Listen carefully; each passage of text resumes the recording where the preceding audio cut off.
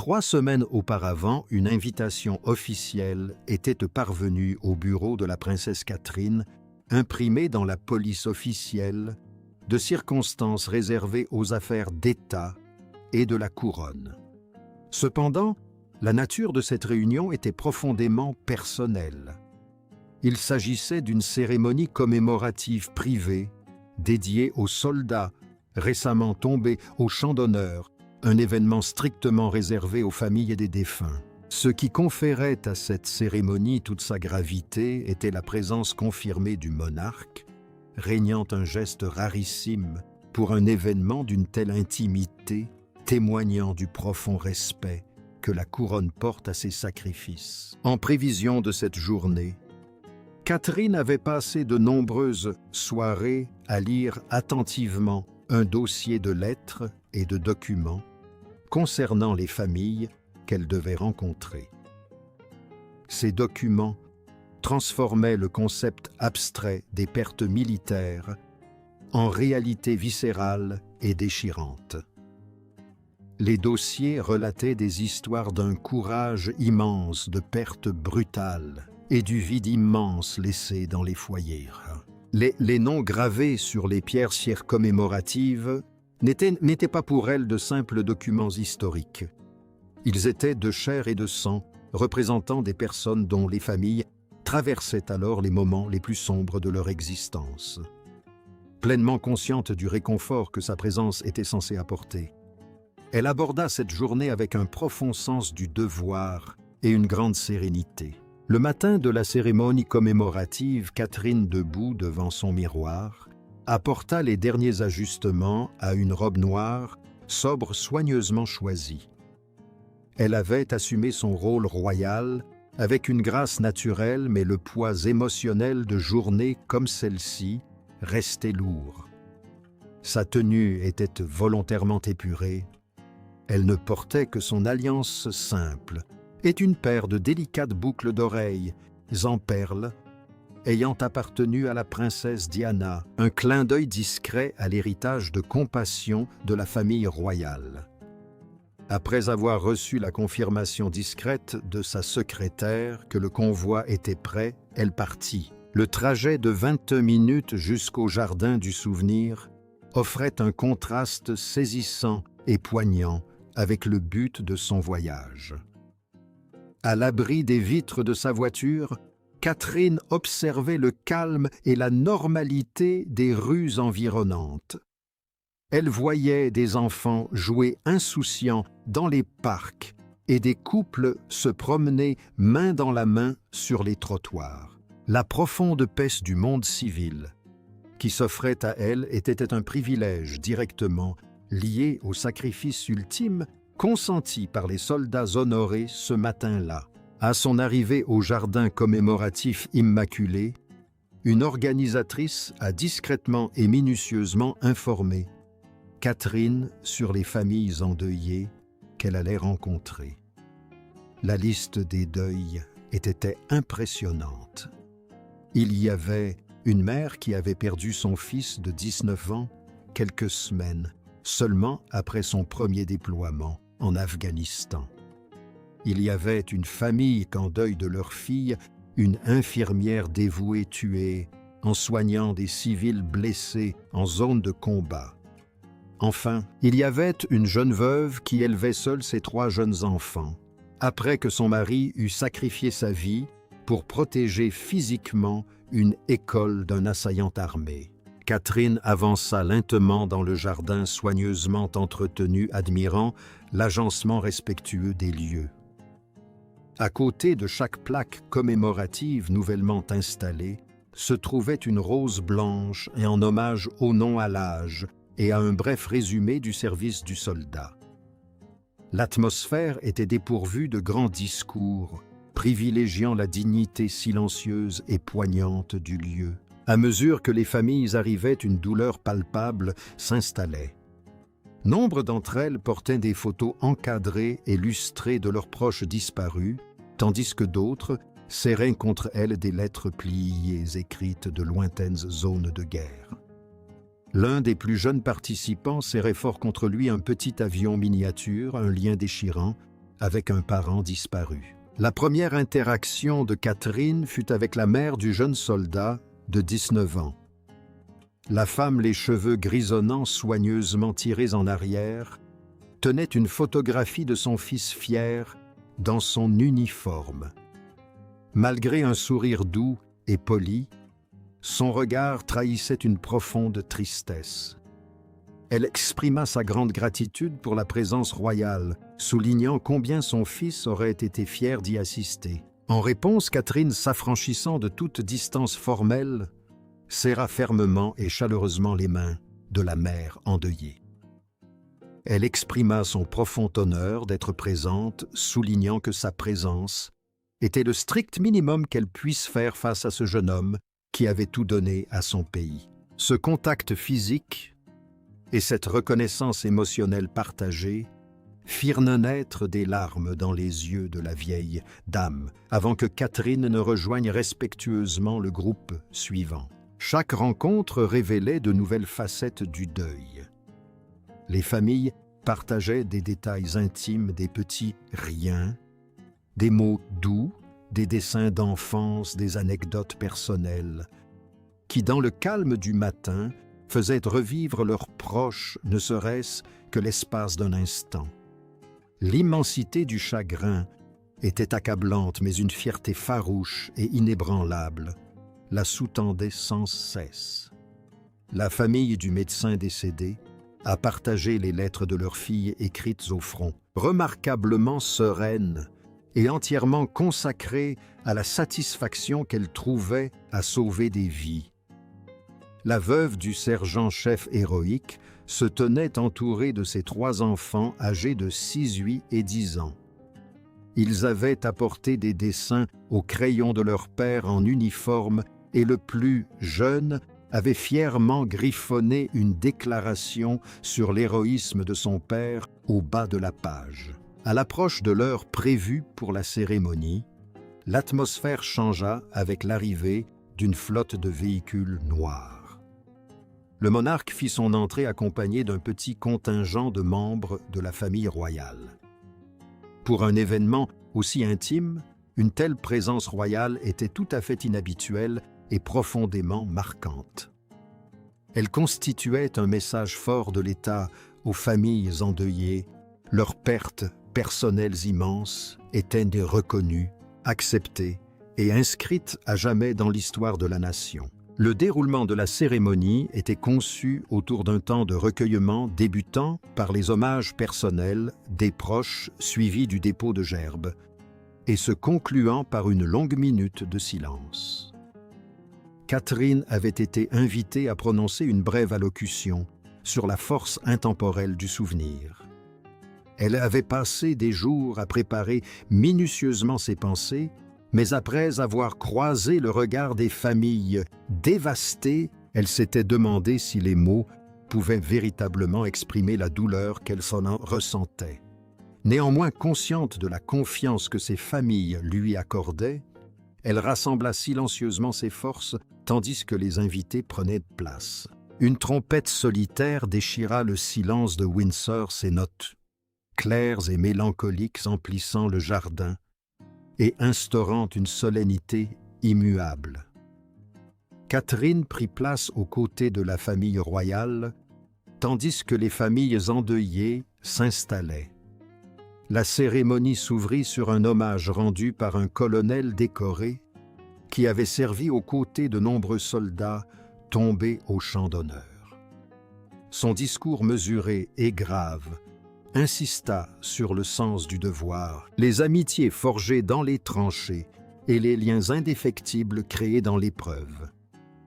Catherine écouta ces paroles avec respect, bien que son regard se portât sans cesse sur les visages des familles assises devant elle. Une fois les hommages militaires terminés, la parole fut donnée aux familles. La mère du jeune soldat s'avança vers le podium d'un pas lourd et déterminé. Bien que ses mains aient légèrement tremblé en dépliant ses notes, sa voix résonna avec une clarté remarquable. Elle brossa un portrait saisissant d'un garçon animé d'un désir inné de protéger les plus vulnérables, évoquant des souvenirs d'enfance où il ramenait à la maison des oiseaux blessés qu'il tentait de soigner. Elle expliqua que sa décision de s'engager dans l'armée était le prolongement naturel de son désir de toujours de guérir un monde brisé. Elle a raconté comment son fils avait utilisé sa maigre allocation pendant son déploiement à l'étranger pour acheter des fournitures scolaires aux enfants des régions ravagées par la guerre. Digne et sereine, dissimulant son immense chagrin, derrière une dignité impressionnante, elle a conclu son hommage en affirmant que son fils était mort en vivant pleinement ses convictions les plus profondes. Elle a confié que même si sa propre vie était à jamais brisée, le voir vivre avec une telle pureté d'intention était le plus grand accomplissement qu'elle pouvait espérer en tant que mère. Le silence qui suivit son hommage était pesant, presque suffocant. L'émotion était palpable. Dans l'assistance, on sortait discrètement des mouchoirs de son sac, et même les officiers de la protection royale, ces hommes dont la carrière était marquée par un détachement stoïque, retenaient visiblement leurs larmes derrière leurs lunettes de soleil. La suivante à prendre la parole était la sœur cadette de l'infirmière militaire décédée. À peine âgée de 20 ans, ses yeux sombres brillaient de larmes retenues lorsqu'elle prit place. La ressemblance physique entre elle et la photo encadrée de sa sœur, disparue, posée sur la table commémorative, était frappante et déchirante. Elle évoqua avec éloquence la vocation de sa sœur pour la médecine, une passion qui l'avait finalement conduite à l'armée où elle avait trouvé sa vocation. Elle raconta les lettres que sa sœur avait envoyées à sa famille, lettres qui, loin de s'attarder sur les horreurs de la guerre, mettaient de l'accent sur l'humanité qui s'y cachait. Elle évoquait les soldats si blessés, les enfants terrifiés et les civils âgés et désespérés que sa sœur avait soignés. Au cœur de la philosophie de sa sœur, expliqua-t-elle, résidait le fait que même dans les recoins les plus sombres et les plus dangereux du globe, le simple fait de soigner quelqu'un était un puissant rappel que la vie humaine conservait un sens et un espoir intrinsèques. Alors que l'assistance était déjà profondément émue, le dernier témoignage familial a porté la matinée à son paroxysme émotionnel. La veuve du sergent-chef mort, en protégeant une école, s'est avancée vers le podium avec une dignité discrète et sans prétention, sous le regard attentif de ses 3 jeunes enfants assis au premier rang. Elle parlait d'une voix douce, mais d'une force immense, partageant la conviction profonde de son défunt mari, assurer la sécurité d'autrui ait été la plus belle vocation qui soit. Elle expliqua sa conviction que chaque enfant, quelles que soient ses origines, méritait le droit fondamental d'apprendre et de se sentir protégé. Sa voix tremblait lorsqu'elle évoqua ses derniers instants, expliquant que lorsqu'il s'était jeté dans la gueule du loup pour protéger une école, il ne faisait pas qu'exécuter des ordres militaires. Il accomplissait une promesse profondément personnelle envers les enfants du monde entier. Elle a reconnu la terrible réalité à laquelle ses propres enfants s'étaient confrontés, sachant que leur père ne reviendrait jamais. Cependant, elle a souligné qu'ils étaient élevés avec la profonde conviction que leur père était un héros et que quelque part dans le monde, d'autres enfants respiraient, jouaient et vivaient grâce à son sacrifice ultime. À la fin de l'hommage, le chagrin collectif du jardin était palpable. Les membres de la famille royale aussi essuyaient ouvertement leurs larmes. Le monarque, figure historiquement définie par une apparence impénétrable et sereine, demeurait parfaitement immobile, mais la profonde émotion se lisait clairement sur leur visage. C'est dans ce silence pesant empli de larmes qu'un incident inhabituel se produisit. La princesse Charlotte, qui gardait une posture impeccable, rigoureusement apprise, fut visiblement bouleversé par les paroles de la veuve.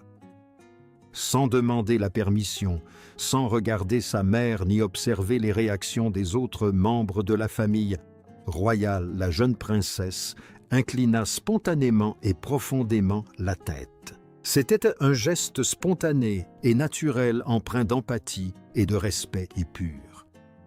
Ce geste provoqua une vague d'émotion palpable dans la foule.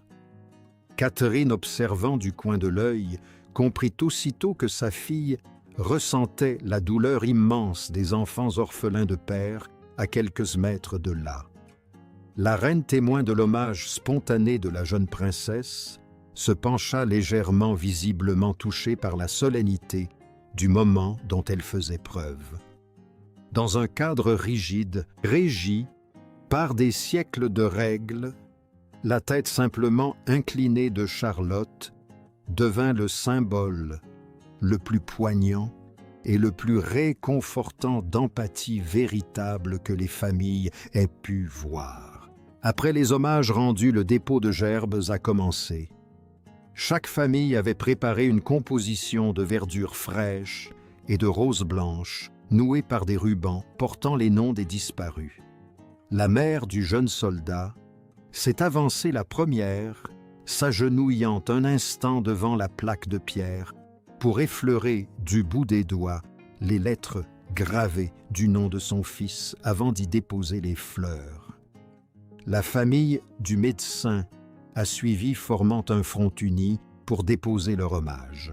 Lorsque la veuve et ses 3 enfants s'approchèrent, un souffle collectif sembla se couper. Les enfants marchaient au pas avec leur mère, chaque petite main soutenant une partie de la lourde composition florale. Tandis qu'ils la déposaient au pied du mémorial, le plus jeune garçon se sépara de sa famille et du bout des doigts caressa les lettres gravées du nom de son père. Un murmure collectif de chagrin parcourut le jardin. La famille royale prit ensuite la parole. Catherine s'avança, portant une couronne sobre et élégante. En s'approchant du mur commémoratif, elle s'obligea à marquer une pause pour méditer sur chaque nom. Elle se concentra sur le fait qu'il ne s'agissait pas de victimes abstraites, mais de piliers irremplaçables de leurs familles respectives. La cérémonie officielle s'acheva par 2 minutes de silence, durant lesquelles seul le bruissement du vent dans les arbres de Windsor se faisait entendre. La tête baissée, Catherine ressentit une immense gratitude pour les sacrifices consentis et un profond respect pour les familles contraintes de traverser cette épreuve. Relevant la tête au moment où le silence fut rompu, elle croisa le regard du monarque dont l'expression traduisait une profonde compréhension partagée. Cet événement avait à l'échelle nationale fait reconnaître la souffrance des familles. Bien que le programme officiel fût terminé, Catherine savait que le plus important restait à faire. Les familles devaient rester au mémorial pour partager leurs souvenirs et Catherine avait expressément libéré son emploi du temps pour consacrer le reste de la matinée à leur apporter un soutien personnel. Lorsque la foule d'ordinaire si stricte se dispersa, Catherine observa les familles se rapprocher naturellement.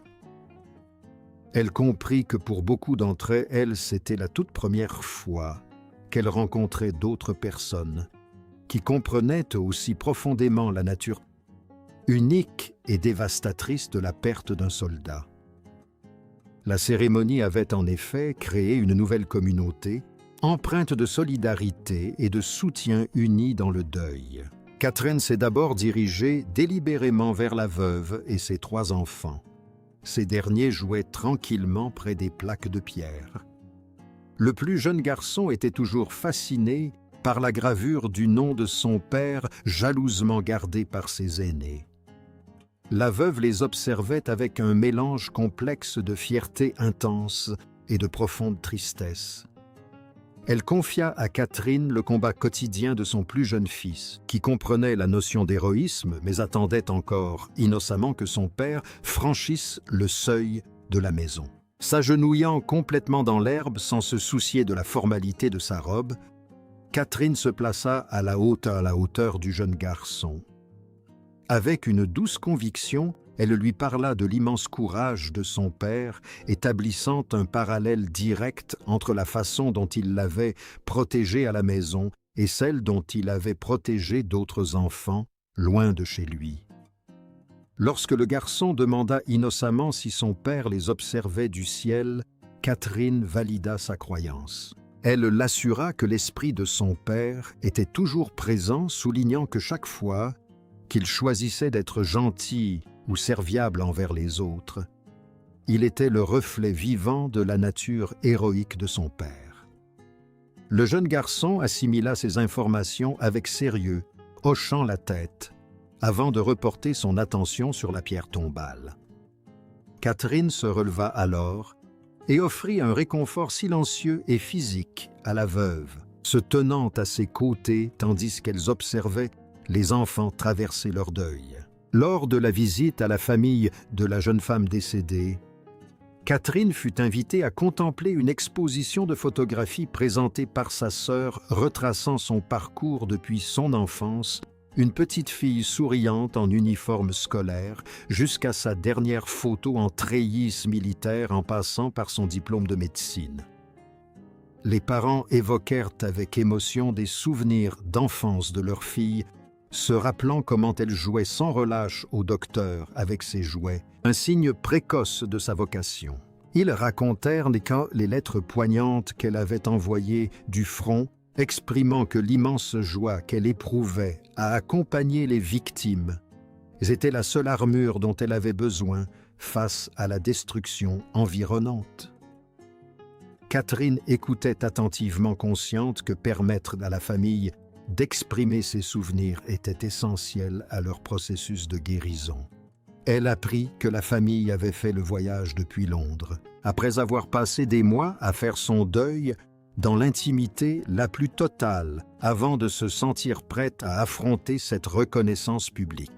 La conversation qui suivit avec la mère du jeune soldat apporta d'autres révélations bouleversantes. La vieille dame montra une précieuse boîte contenant des lettres et des photographies envoyées d'Afghanistan. Les images représentaient un jeune homme plein de vie, organisant des parties de football improvisées avec les enfants du village, distribuant ses rations militaires aux familles déplacées et participant aux travaux manuels de construction d'une école. Sa mère expliqua que son fils avait systématiquement omis toute mention de combat ou de danger dans ses lettres, préférant se concentrer uniquement sur l'impact humanitaire de sa mission. Elle admit n'avoir pris conscience du véritable péril de sa mission qu'après sa mort. En observant les photographies, Catherine remarqua la joie radieuse et indéniable qui illuminait le visage du jeune homme. Elle se dit qu'il semblait avoir trouvé sa vocation. Sa mère, les larmes aux yeux, acquiesça, affirmant que son fils était incapable de faire les choses à moitié. Son dévouement envers les autres était total et absolu. Tout au long de ces échanges, Catherine a constaté que le monarque avait choisi de rester à l'événement bien au-delà des contraintes de l'horaire officiel. Elle l'a vu s'entretenir longuement et sereinement avec plusieurs parents endeuillés. Cette présence royale prolongée et très personnelle a apporté un réconfort immense aux participants, renforçant la reconnaissance nationale de leur perte. Au fil de la matinée, Catherine s'imprégnait des détails intimes et touchants qui racontaient l'histoire des disparus. Elle découvrit la passion d'un jeune soldat pour la musique et ses efforts pour fabriquer des instruments à partir de matériaux recyclés pour les enfants des zones de guerre. Elle apprit le rêve inassouvi d'une infirmière, celui d'ouvrir un dispensaire gratuit dans sa ville natale. Elle apprit le projet d'un père héroïque de devenir enseignant après son service militaire, inspiré par son engagement dans la reconstruction d'écoles à l'étranger. Ces détails au-delà de l'uniforme révélaient la complexité et l'humanité de ceux qui avaient péri. Cependant, l'observation la plus marquante de Catherine ce matin-là fut la solidarité spontanée qui s'était instaurée entre les familles endeuillées. L'expérience partagée de la cérémonie commémorative contribuait activement à rapprocher les familles isolées. Elle vit la mère du jeune soldat échanger ses coordonnées avec la jeune veuve, proposant avec enthousiasme son aide pour la garde d'enfants. Elle écouta la famille du médecin organiser de futures visites dans la ville natale de la veuve. Un réseau de soutien solide et empreint d'empathie se construisait sous ses yeux en temps réel. Catherine comprit que faciliter ces liens essentiels et durables était peut-être la plus grande réussite de toute la cérémonie. Alors que le soleil de midi montait dans le ciel projetant une lumière chaude et éclatante sur les plaques de pierre, les pensées de Catherine se tournèrent vers ses propres enfants. Elle repensa à la princesse Charlotte, qui lui rappelait souvent sa propre jeunesse avec toutefois une assurance naturelle bien plus grande. Elle songea à l'engagement récent de Charlotte dans des actions caritatives préparant des colis d'aide pour les plus démunis, mais surtout, elle repensait à l'image de sa fille inclinant spontanément la tête en profond respect pour les enfants orphelins de père qui se trouvaient à proximité. C'était le reflet même de la solennité et de l'empathie que Catherine s'efforçait d'incarner. Cela lui offrait la puissante assurance que les valeurs fondamentales de compassion et de devoir honoré ce jour-là dans le jardin s'enracinaient avec succès dans la génération suivante de la famille royale. En observant les familles qui s'attardaient encore trouvant du réconfort les unes auprès des autres, Catherine comprit que la fin de la cérémonie ne marquait pas une fin. Au contraire, elle était le point de départ d'un héritage durable d'amour, de solidarité et d'une inébranlable résilience humaine. Tandis qu'elle se retirait respectueusement vers le château pour laisser aux familles leur intimité, elle emportait avec elle leurs histoires, les traitant avec la même permanence éternelle que les noms gravés profondément dans la pierre commémorative.